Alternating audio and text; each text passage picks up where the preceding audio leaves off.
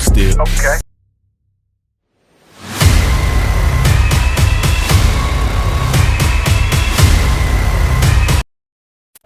जब भी कोई व्यक्ति गौतम बुद्ध के संघ में शामिल होता था तो बुद्ध उसे सबसे पहले शांत रहने के लिए कहते थे। ध्यान की अवस्था में जाने से पहले उस भिक्षु को शांत रहना सिखाया जाता था। आज के दौर में हर तरफ सौरी शोर है। इसकी वजह से दिमाग में तनाव पैदा होना लाजमी है। ऐसे में अगर आप हर रोज कुछ देर मौन रहने का अभ्यास करते हैं तो इससे आपके तनाव पैदा होने वाले हार्मोन के लेवल में कमी आती है। इससे आपका दिमाग शांत होता है, गुस्सा नियंत्रित रहता है और तनाव बढ़ाने वाले हार्मोन्स का लेवल घटता है। आज के इस वीडियो में हम जानेंगे कि किन मौकों पर हमें शांत रहना है और किन मौकों पर हमें बोलना है और शांत रहने से हमारे अंदर क्या बदलाव आ सकता है। दोस्तों, संध्या काल का समय था। गुरु अपने सभी शिष्यों को बुलाते हैं और कहते हैं, कल सुबह सब लोग नदी में स्नान करने के बाद तुरंत हमारी कुटिया के सामने उपस्थित हो जाना। सभी इसी से हैरान रह जाते हैं कि हम लोगों ने कुछ गलती की है क्या, लेकिन गुस्से से यह कहते हैं कि हो सकता है कि गुरुजी कल सुबह कुछ अच्छी बात बताने वाले हैं। सब लोग रात को सही समय पर सो जाते हैं और सुबह उठकर सभी लोग नदी में स्नान करने के बाद वापस गुरुजी के सामने उपस्थित हो जाते हैं। गुरु कहते हैं, आज हम तुम सबको चुप रहने के फायदे के बारे में बताऊंगा। गुरु कहते हैं, 10 मौके जहां पर चुप रहने से होता है लाभ और बोलने से नुकसान। गुरु कहते हैं, अगर आप इन 10 मौकों पर शांत हो गए यानी मौन हो गए तो आप जो चाहेंगे वही मिल जाएगा। आपकी जिंदगी में चमत्कारिक बदलाव शुरू हो जाएंगे। जरूरत से ज्यादा बोलना या चुप रहना दोनों ही अच्छी बात नहीं है। जैसे जरूरत से ज्यादा बारिश हो जाना या फिर धूप दोनों ही दिक्कत देती है, उसी तरह अनावश्यक बोलने से भी काफी नुकसान होता है। गुरु कहते हैं कि पहला ऐसा मौका जहां पर व्यक्ति को चुप रहना चाहिए, बिना तथ्य के ना बोले। गुरु ने कहा, अगर आपके पास कोई तथ्य नहीं है तो वहाँ चुप रहने में ही भलाई है। चुप बैठने से दिमाग में नई कोशिकाओं का निर्माण होता है और इससे ज्ञान की वृद्धि होती है। बोलने में भलाई वही है जहाँ आपको किसी चीज के बारे में पूरा ज्ञान हो। अगर आप बिना तथ्य के कहीं बोलते हैं या फिर बेवजह बोलते हैं तो आपका वहाँ मजाक भी बन सकता है। अगर आपके पास पर्याप्त जानकारी नहीं है, ऐसी जगह पर बोलने से आपका मजाक तो बनी रहेगी, साथ ही साथ लोगों का भरोसा भी आपसे उठने लगेगा। इसलिए ऐसी जगह पर शांत रहो जहां तुम्हें पता ना हो कि क्या बोलना है क्या नहीं। कई बार कुछ लोग ऐसे होते हैं जो हर जगह अपनी उपस्थिति बताने लगते हैं। उन्हें पता नहीं होता है कि हमें क्या बोलना है, लेकिन फिर भी बोलते जाते हैं और फिर बाद में दूसरे लोग उनके जाने के बाद उनका मजाक उड़ाते हैं। जब तक आपको उस तथ्य के बारे में अच्छा ज्ञान नहीं है, उसके बारे में पता नहीं है, तो वहाँ चुप रहना ही ज्यादा समझदारी है। गुरु ने कहा, दूसरा ऐसा मौका जहाँ पर व्यक्ति को चुप रहना चाहिए। शब्दों से न पहुंचे ठेस, अगर आपके शब्द किसी को मानसिक ठेस पहुंचा रहे हैं तो वहां चुप हो जाना चाहिए। कमजोर व्यक्ति के बारे में कुछ भी बोलकर आप महान नहीं बन सकते हैं। महान आप किसी कमजोर का साथ देने में बनेंगे। कई बार होता है कुछ लोग अपने से छोटे व्यक्ति को भला बुरा कहते रहते हैं। सामने वाला इंसान तो कद से आपसे छोटा है, वह आपको कुछ नहीं बोलेगा, लेकिन आप उसकी नजरों में गिरते चले जाएंगे।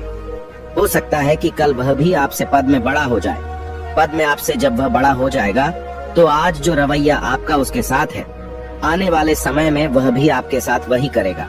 आप किसी को नीचा दिखाकर बड़ा नहीं बन सकते हैं। बड़ा बनना है तो अपने से छोटे लोगों का इज्जत भी करना सीखें और साथ ही साथ बड़े लोगों का भी सम्मान करना चाहिए। लोगों को लगता है कि अगर वह अकड़ कर बोलेंगे और सामने वाले को नीचा गिराने की कोशिश करेंगे तो वह बड़े बन जाएंगे, तो यह उन सब की भूल है। बड़े होने की बजाय आप उनकी नजरों में गिरते चले जाएंगे।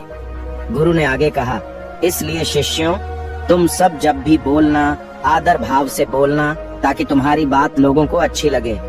बोलने में भाई बहन, माता पिता, मित्र इत्यादि संबोधन शब्दों का इस्तेमाल जरूर करना। इससे तुम्हारी मान प्रतिष्ठा तो बढ़ेगी ही, साथ ही साथ लोगों की नजरों में तुम समझदार व्यक्ति बनते जाओगे। गुरु ने आगे कहा, तीसरा मौका जहाँ पर व्यक्ति को चुप रहने में ही भलाई है।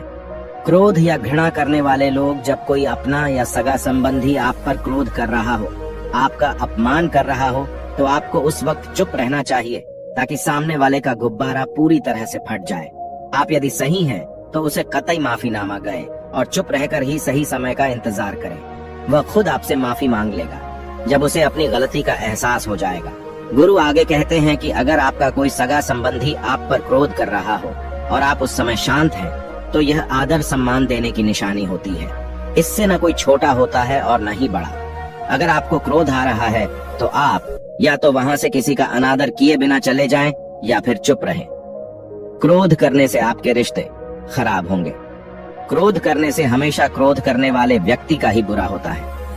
गुरु आगे कहते हैं कि एक बार की बात है, एक सांप जंगल से भागते हुए किसी राजा के घर में पहुंच गया। लोगों ने छेड़खानी की तो वह बहुत ही गुस्सा हो गया, जिससे घर में जो तलवार पड़ी हुई थी उसी को लपेटकर कसने लगा और धीरे धीरे उसका पूरा शरीर कट गया। ठीक उसी प्रकार हमारा गुस्सा भी हमारे शरीर को तलवार की भांति काटता रहता है। गुस्सा ध्यान से खत्म होता है प्रतिदिन। अगर आप ध्यान की मुद्रा में बैठे हैं तो आपका गुस्सा आपके नियंत्रण में रहेगा। गुरु आगे कहते हैं कि यह तरीका है कि आप प्रतिदिन ध्यान का अभ्यास करें। इससे आपके शरीर में जो हार्मोन्स गुस्से को बढ़ावा देते हैं वह सब तुम्हारे नियंत्रण में रहेंगे, जिससे शरीर गुस्से पर आसानी तुम्हारा से काबू पा लेगा। लेकिन एक तरीका यह भी है कि जब भी आपको गुस्सा आए तो आप यह समझने का प्रयास करो कि क्या मेरा गुस्सा जायज है या नहीं। हमें वहां पर बोलना चाहिए कि नहीं। जब आप खुद इस बात का आकलन लगा पाएंगे तो आपको खुद पता चल जाएगा कि हमें गुस्सा करना चाहिए या नहीं। फिर भी आपको गुस्सा आ रहा है तो आप वहां से हटने का प्रयास करें, वहां से दूर चले जाएं। धीरे धीरे समय के साथ आपका दिमाग शांत हो जाएगा।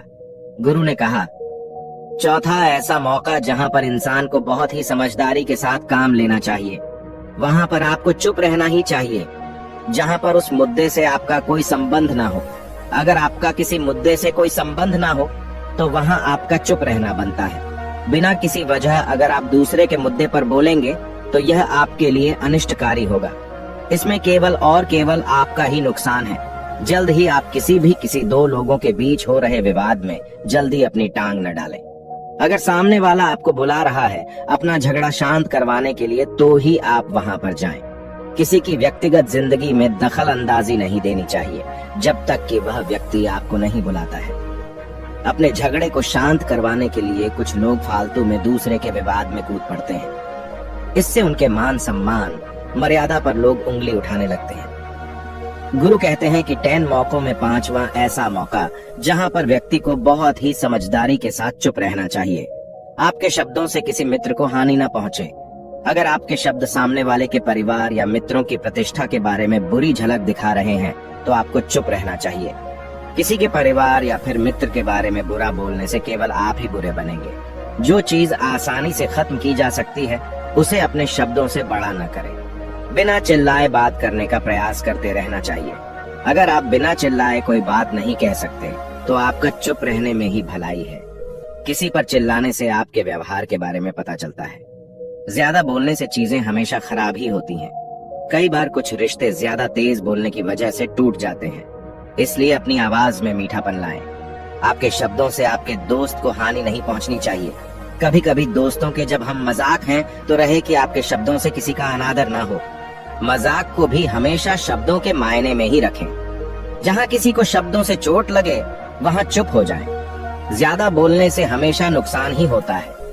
किसी और की प्रतिष्ठा को अपने शब्दों के माध्यम से उसे हानि नहीं पहुंचानी चाहिए।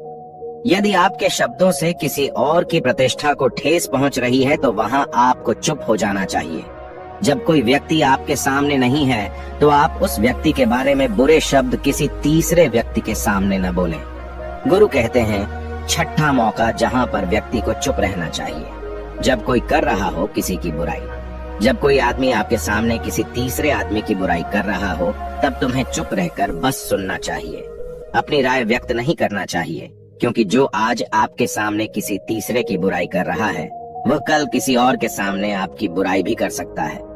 यदि आपने कुछ कहा है तो नीति शास्त्र के अनुसार जो अपने मुंह को बंद रखता है और बुद्धि से काम करता है वही इंसान समझदार होता है। बिना जरूरत के बोलना, किसी के बारे में किसी के बीच में बोलना यह गलत बात है। कभी कभी हमारे लिए बुद्धिमानी इसी में होती है कि हमें अपना मुंह ऐसी जगह पर नहीं खोलना चाहिए।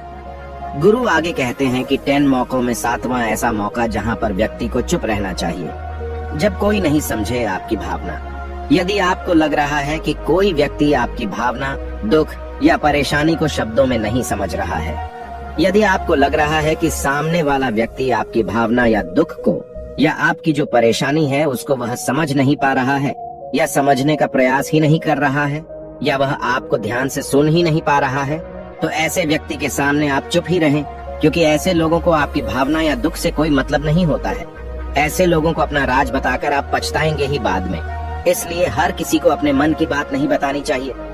अगर आपको लग रहा है कि सामने वाला आपकी बात को नहीं समझ पा रहा है, आपकी भावनाओं को नहीं समझ पा रहा है, तो वहाँ पर आपको नहीं बोलना चाहिए, क्योंकि आज में आपका मजाक ही बन जाएगा जब आपको लगने लगे कि सामने वाला आपकी भावनाओं को ठीक तरीके से समझ रहा है, आप जो कह रहे हैं वह ठीक से सुन रहा है, तभी आप उसे अपनी बात कहें। गुरु कहते हैं कि 8वां मौका जहाँ पर आपको चुप रहना चाहिए, जब कोई इंसान अपना दुख व्यक्त करे। यदि कोई इंसान अपने दुख या परेशानी को आपको बता रहा है, तो इसका मतलब यह है कि वह आपको अपना समझ रहा है। ऐसे में तुरंत ही उसे समाधान बताने के बजाय चुप रहकर उसके दुख या समस्या को सुने। उसके दुख या समस्या को किसी और को न बताएं। वह इसलिए नहीं बता रहा है कि उसकी समस्याओं का समाधान कर देंगे, बल्कि वह इसलिए भी बता रहा है कि सामने वाला उसकी बात को समझ रहा है। कई बार बताने से दुख कम हो जाते हैं। आपको अपना दुख इसलिए बता रहा होगा कि उसे लग रहा है कि आप उसकी बात को समझ रहे हैं। दुख बांटने से कम हो जाता है। इसलिए जब कोई व्यक्ति अपना दुख आपसे व्यक्त करे, तो आप चुप मारकर उसकी बात को बहुत ही ध्यान से सुने, ताकि उसके दुख कम हो जाएं। उसके मन का बोझ हल्का हो जाए, क्योंकि उसके मन में जो भी बातें थी वह आपको सब बता दिया। गुरु आगे कहते हैं कि 10 जगहों में 9 ही ऐसी जगह जहाँ पर आपको चुप रहना चाहिए। जहाँ पर दुष्ट प्रकृति के लोग रह रहे हों और गाली गलौज कर रहे हों, तो आप वहाँ पर मत जाइए। ऐसी जगहों से आप चुपचाप निकल जाएं, अर्थात अपनी प्रतिक्रिया दिए बिना आप वहाँ से चले जाएं, क्योंकि जिसकी जुबान खराब होती है, जो दुष्ट प्रकृति के लोग होते हैं, उनको आप ऐसे समय में नहीं समझा सकते हैं। जब उनका दिमाग पूरी तरह से शांत हो जाए, तभी वह आपकी बात सुनेंगे। इसलिए जहाँ पर दुष्ट प्रकृति के लोगों आपकी बात को न मानते हो और न ही सुनते हो, तो आपको वहाँ पर नहीं बोलना चाहिए। गुरु कहते हैं कि 10 माह ऐसा मौका जहाँ पर आपको शांत हो जाना चाहिए। अपनी सफलता का राज हर किसी को न बताएं। कई बार होता है कि कुछ लोग जो सफलता को बहुत ही जल्दी अर्जित कर लेते हैं, वे हर जगह अपनी सफलता का ढिंढोरा पीटने लगते हैं। ऐसे में क्या होता है कि कई लोग आपकी सफलता से खुश नहीं होते हैं। अगर आप अपनी सफलता का जबरदस्ती लोगों में ढिंढोरा पिटवा रहे हैं, तो लोगों की नकारात्मक ऊर्जा आपको प्रभावित कर सकती है। जब आप सफल होंगे तो सबको पता चल जाएगा कि आप सफल हो गए हैं। ढिंढोरा पीटने से नुकसान आपका ही होगा। इतना कहकर गुरु ने कहा, शिष्यों, आज के लिए बस इतना ही। अगर तुम सब मेरी इन 10 बातों को अपने जीवन में अपना लेते हो, तो तुम सब काफी हद तक परेशानियों से बचे रहोगे। यहाँ से जाने के बाद मेरी यह बातें आपके जीवन किसी वरदान से कम साबित नहीं होंगी।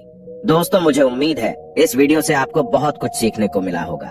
अगर आप नए हो तो हमसे जुड़ने के लिए इस चैनल को सब्सक्राइब करना मत भूलिएगा।